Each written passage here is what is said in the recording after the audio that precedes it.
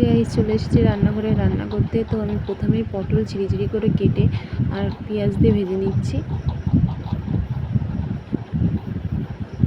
এই পাশে আবার মাংস রান্না করবো, তাই কড়াইতে তেল দিয়ে দিলাম।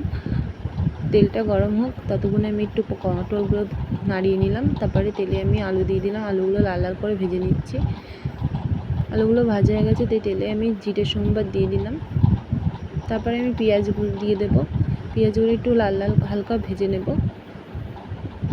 ভাজার পরে আমি সব মশলা দিয়ে দেব।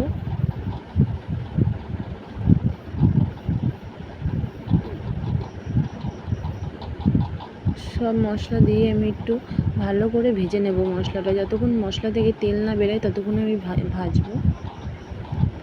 এদিকে আমার পটল ভাজা হয়ে গেছে, আর এদিকে মশলা দিয়েও তেল বেরিয়ে গেছে, তেল ছেড়ে দিয়েছে দেখো।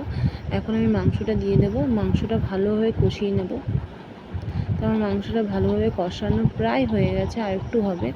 তো এখনই আমি জল দিয়ে একটু ফুটিয়ে মাংসটা নামিয়ে ফেলেছি। দেখো আমার মাংস রেডি।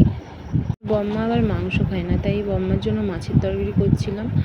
তো আমি পাবদা মাছগুলো ভেজে নিচ্ছি ভালোভাবে।